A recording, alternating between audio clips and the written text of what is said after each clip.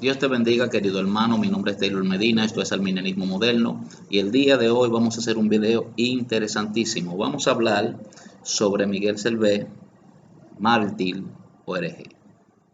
Así que prepárate porque vamos a leer un poco, vamos a tratar un poquito sobre la historia, vamos a tocar varias fuentes y trataremos con este tema de manera tal que podamos vislumbrar qué tan implicado estaba Calvino en esta situación. Así que iniciemos. Juan Calvino tiene hijos descarriados que todavía defienden la ejecución de Miguel Servet y la participación de Calvino en ella.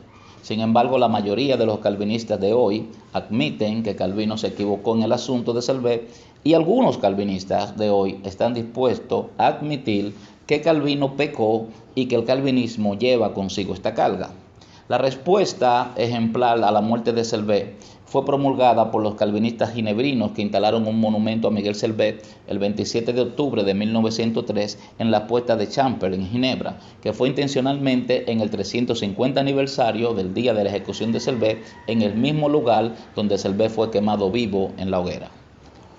En la traducción de Henry Beveridge de los Institutos de la Religión Cristiana, capítulo 4, 2016, hay una nota al pie de la página que describe este evento conmemorativo y dice así: hoy hay un monumento en Champer, la colina sobre la que Servet murió en las llamas y fue erigido en el 350 aniversario de la ejecución por perseguidores de Calvino.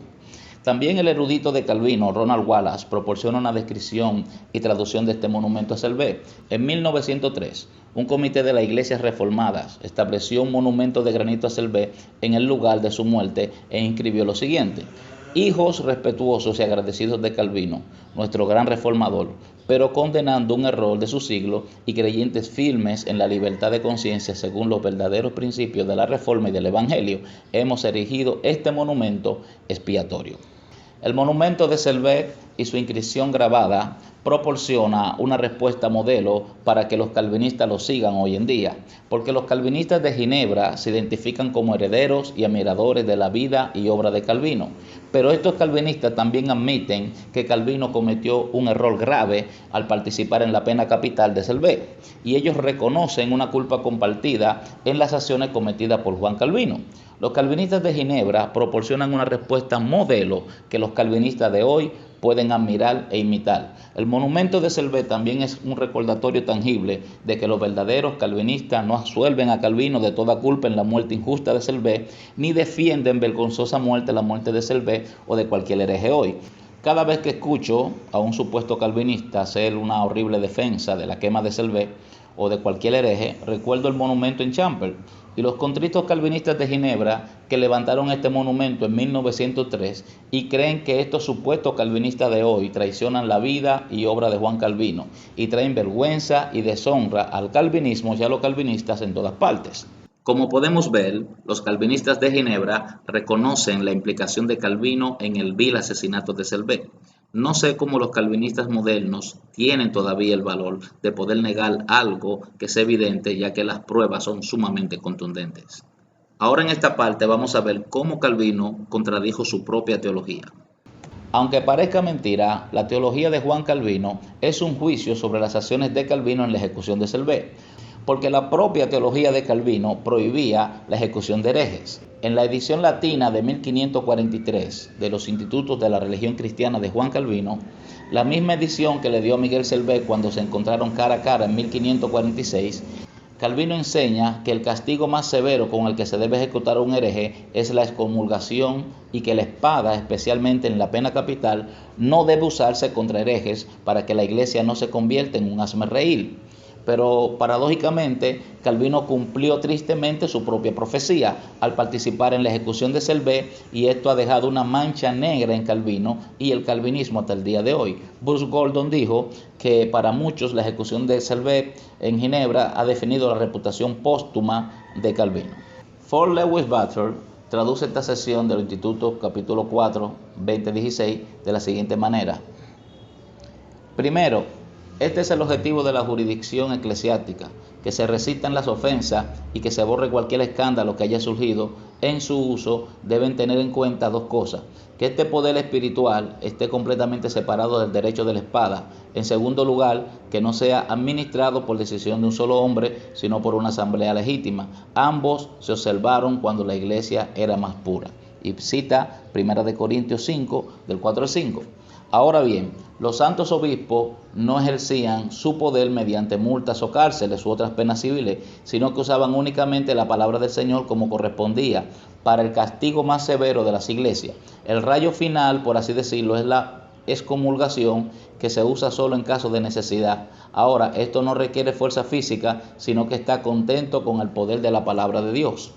En resumen, la jurisdicción de la iglesia antigua no era más que una declaración de la práctica, por así decirlo, de lo que Pablo enseña con respecto al poder espiritual de los pastores. Se nos ha dado poder, dice, para destruir fortalezas, para nivelar todo pináculo que se jacta contra el conocimiento de Dios, para subyugar y llevar cautivo todo pensamiento a la obediencia a Cristo, estando dispuesto a castigar toda desobediencia. 1 Corintios 1:10 citan: como esto se hace mediante la predicación de la doctrina de Cristo, para que esta doctrina no sea un hazmerreír, los que profesan ser miembros de la familia de la fe deben ser juzgados de acuerdo con lo que enseña.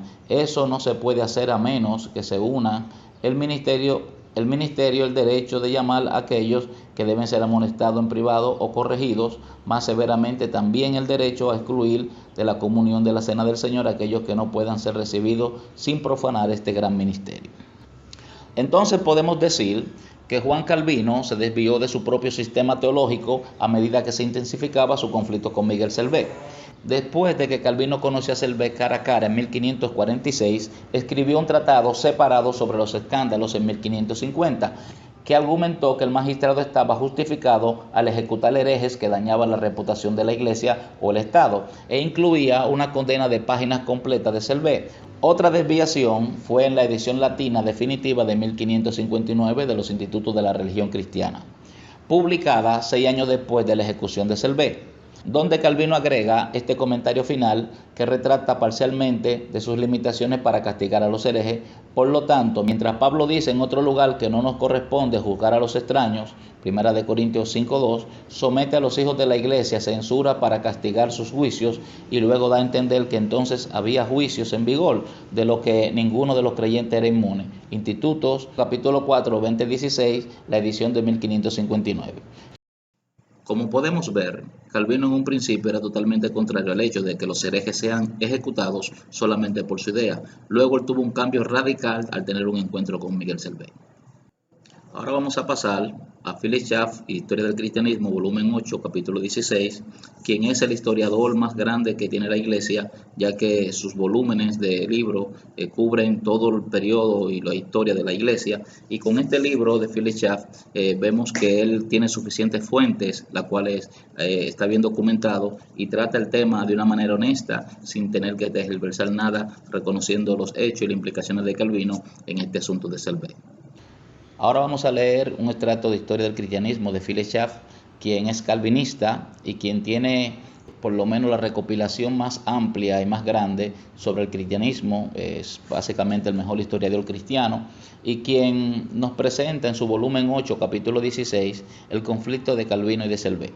Así que vamos a leer un poco sobre este tema y vamos a ver cómo lo presenta un calvinista. Este hombre no solamente está escribiendo, sino que cita suficientes fuentes calvinistas, fuentes no calvinistas, fuentes seculares, y también cita el actas del juicio de Servet. Así que vamos a iniciar con la lectura. Llegamos ahora al capítulo oscuro de la historia de Calvino, que ha ensombrecido su nombre y lo ha expuesto no injustamente a la acusación de intolerancia y persecución que comparte con toda su época.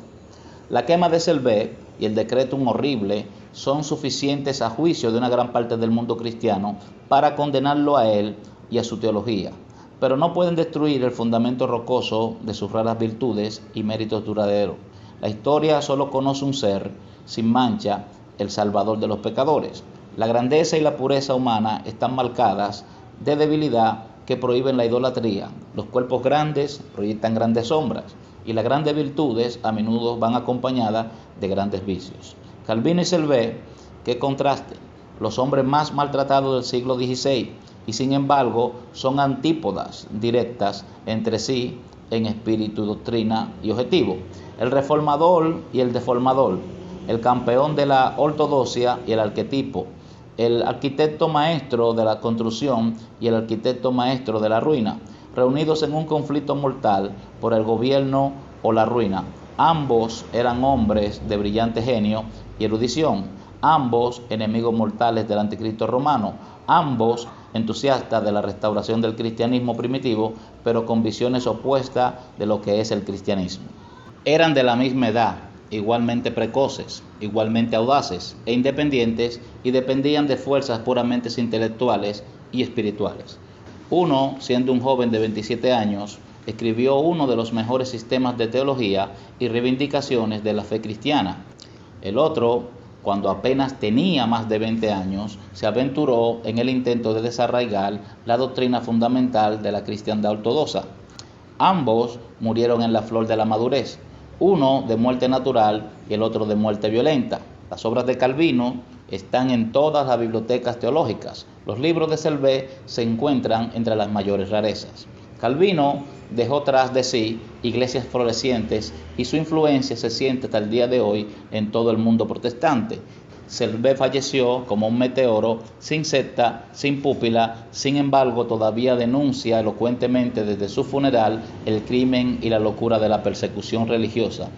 Y recientemente ha sido idealizado por un teólogo protestante como un profesor profético de la teología cristocéntrica moderna. Calvino se sintió llamado por la divina providencia a purificar a la iglesia de todas las corrupciones y traerla de regreso al cristianismo de Cristo, y consideró a Selvé como un servidor del anticristo que tenía como objetivo la destrucción del cristianismo. Selvé estaba igualmente seguro de una llamada divina e incluso se identificó con el arcángel Miguel y su lucha apocalíptica contra el dragón de Roma y Simón el mago de Ginebra. Una misteriosa fuerza de tracción y repulsión unió a estos dos gigantes intelectuales en el drama de la Reforma. Selvé, como inspirado por una fuerza demoníaca, llamó la atención de Calvino, considerándolo como el papa del protestantismo ortodoxo, a quien estaba decidido a convertir o destronar. Desafió a Calvino en París a una disputa sobre la Trinidad cuando este último apenas había dejado la iglesia romana, pero no se presentó al lugar a la hora señalada. Lo bombardeó con cartas de bienes y por fin se precipitó descuidadamente hacia su poder en Ginebra y hacia las llamas que han inmortalizado su nombre. El juicio de los historiadores sobre estos hombres notables han sufrido un gran cambio, el proceder de Calvino y la tragedia de Selvé. Como podemos ver, Philip Schaff presenta a Calvino como un paladín de la ortodoxia, mientras presenta a Miguel Selvé como un hereje. Eso no es algo sorprendente, ya que el hombre es calvinista, pero lo importante es que él sí reconoce el hecho de que Calvino estuvo implicado directamente en la muerte de Selvé y que es culpable por lo tanto. Ahora vamos a pasar a una de las pruebas más concluyentes que tenemos sobre este tema, y es el debate de Calvino contra Costelio, el cual está en la obra de Costelio, el Libellus Calvini. Vamos a ver. Empezamos con Calvino, que dice en el debate: ojalá los errores de Selvé quedaran sepultados, pero cuando lo veo circular no puedo callarme sin sentirme pérfido. Costelio responde: solo a ti mismo debe echarte la culpa. Apenas se conocieron los primeros libros de Selvé, y los siguientes se podrían haber vendido como ellos sin dificultad, pero desde que le hiciste quemar con ellos, todos arden en deseo de leerlo, pensando que deben contener algo bueno contra ti, ya que lo quisiste destruir y ahora lo llenas de maldiciones. Tú eres quien ha causado este tumulto, que no habría ocurrido sin ti.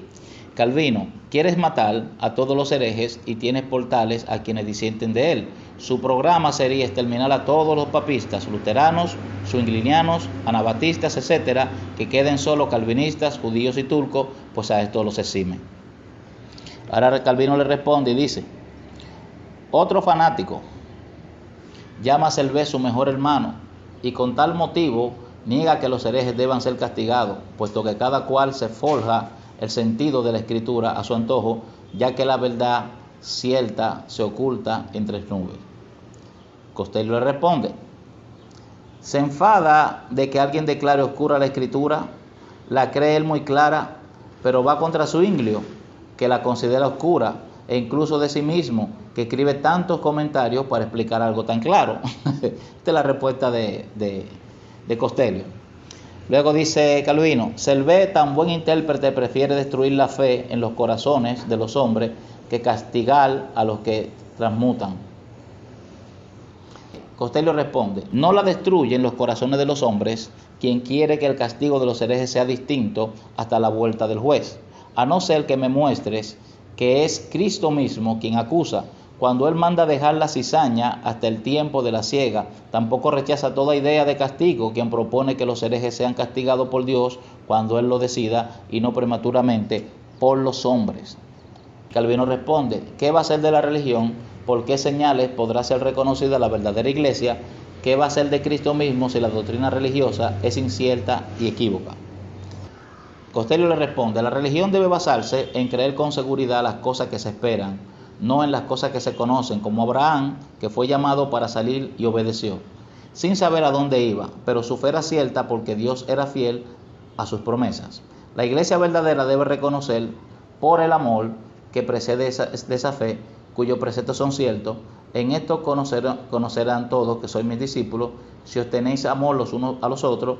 La doctrina religiosa consiste en amar a tu enemigo, bendecir a quienes te maldicen, tener hambre y sed de justicia y soportar ser perseguido por causa de ella. Estas cuestiones y otras semejantes son bien claras, por muy oscuras que sean las que conciernen a la Trinidad, la predestinación, la elección, etcétera, por las cuales algunos son tenidos por herejes. Muchos santos no sabían nada de ellas. Wow, tremendo lo que dice aquí. Luego sigue Calvino diciendo, el hecho de que la espada se haya usado para perseguir no impide que los magistrados piadosos usen el poder para defender la iglesia afligida, ni las cruces de los mártires impiden la justa ayuda de las leyes para que los fieles den culto a Dios en paz. Costello le dice lo siguiente, si Selvé te hubiera atacado con armas, razón habrías tenido para ser defendido por los magistrados, pero como él se te opuso con escrito, ¿por qué le respondiste a hierro y fuego? ¿A esto lo llamas defensa de magistrados piadosos? ¿Consiste tu religión tan solo en apresurarte a llevar a la hoguera a extranjeros que pasan pacíficamente por tu ciudad? Y aún osas hacer reproche a los papistas. Menciona un solo caso en que los papistas hayan arrancado a un luterano o a un calvinista de la misa a la cárcel, como de un sermón fue sacado Selvé por vosotros. Esto está fuerte, hermano. Luego dice Calvino, un verdadero y legítimo servidor de Dios combatirá por defender su fe, tanto como su vocación le empuje. Y luego le responde Costello, sin duda un servidor de Dios combatirá, pero con sus almas, la justicia, la fe, la paciencia y otras virtudes que Pablo atribuye al cristiano. Pero el alma de Calvino es el hierro. Calvino responde, si el cielo intempestivo es vicioso, afecto la ignorancia, ¿cómo va a ser laudable el celo que a los hijos de Dios los infla el deseo de afirmar y testimoniar su fe? Entonces Costello le responde, afirmar tu fe no es quemar a un hombre, sino quemarse en ella. El que persevere hasta el fin será salvo. ¿Cómo? ¿Persiguiendo? No, sufriendo. Tal es la verdadera afirmación de fe y Calvino no la conoce. Calvino responde, el hecho de que Cristo atrajo los primeros frutos de la iglesia de entre gentes humildes y oscuras no impide que haya reyes que se ofrezcan a sí mismos y sus tesoros, ni descalifica el poder de la espada de que están dotados para hacer oferta sagrada. Entonces Costello responde, Pablo se refiere que cuando Cristo subió a lo alto, dio a unos ser apóstoles, a otros profetas, a otros evangelizadores, a otros pastores y maestros, para el recto ordenamiento de los santos en la tarea del ministerio, para edificar el cuerpo de Cristo, que es la iglesia. Tales son esas sagradas oblaciones de su obra. En el reino de Cristo no tolera la espada, sino para matar a Cristo y a sus discípulos. Hay algunos ministros de Dios que llevan espada, pero para castigar a malhechores, no para erigir el reino de Cristo. Los cristianos tienen eso en común con todas las naciones, llevan la misma espada, pero no es para servir al reino de Cristo. Calvino dice, ahora se ve que los ministros del Evangelio deben estar preparados para llevar la cruz y el odio y cuanto quiera el mundo, y que Dios solo les ha equipado con el don de la paciencia. No obstante, a los reyes se les manda que protejan la doctrina religiosa con su apoyo. Y la respuesta de Selvé es la siguiente, matar a un hombre no es defender una doctrina, sino matar a un hombre.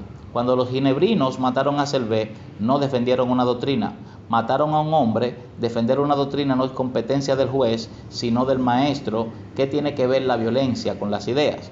Y luego Calvino dice, nuestros críticos dicen que no hay nada más impropio que forzar a la fe que consiste en obediencia libre.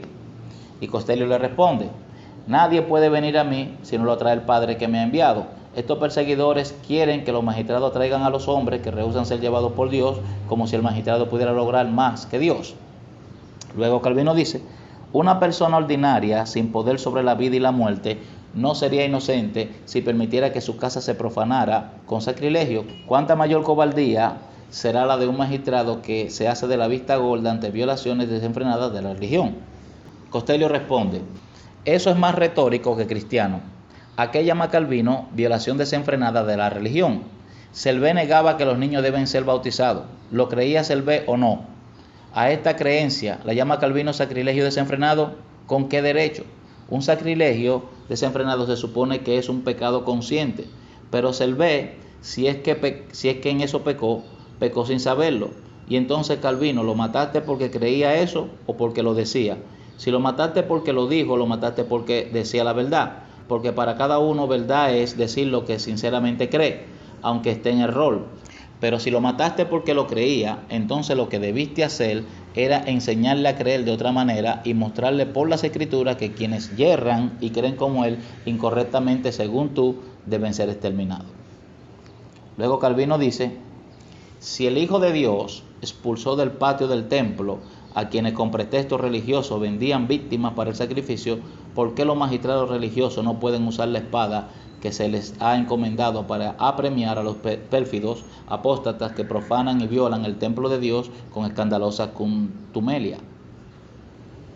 Entonces viene la respuesta de Costello que dice, también yo voy a permitir al Gil a la manera de Calvino.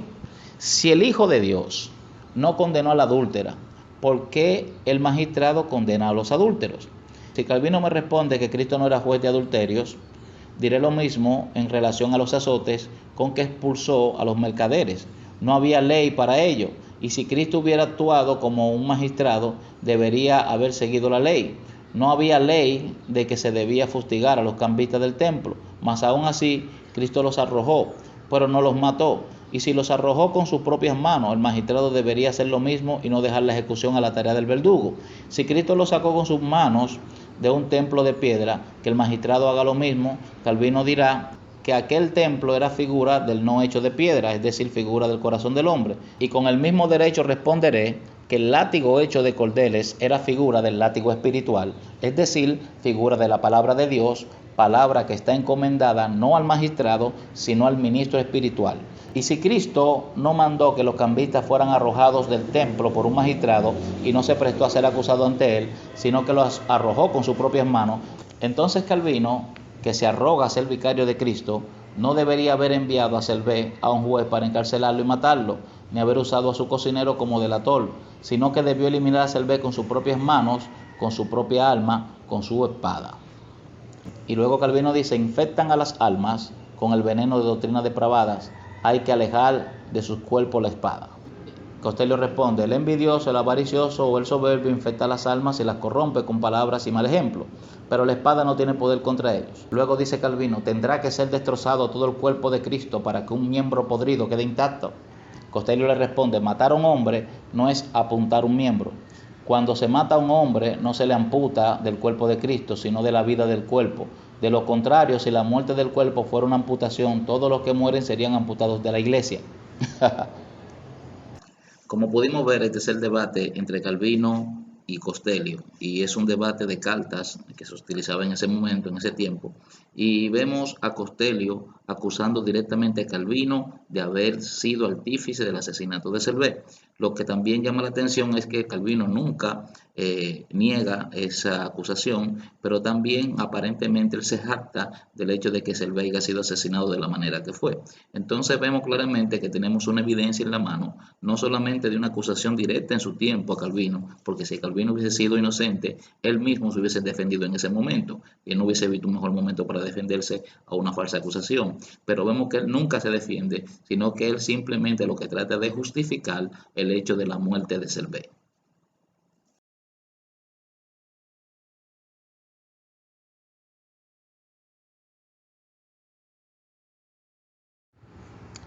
Bueno, vamos a proseguir ahora con otras fuentes.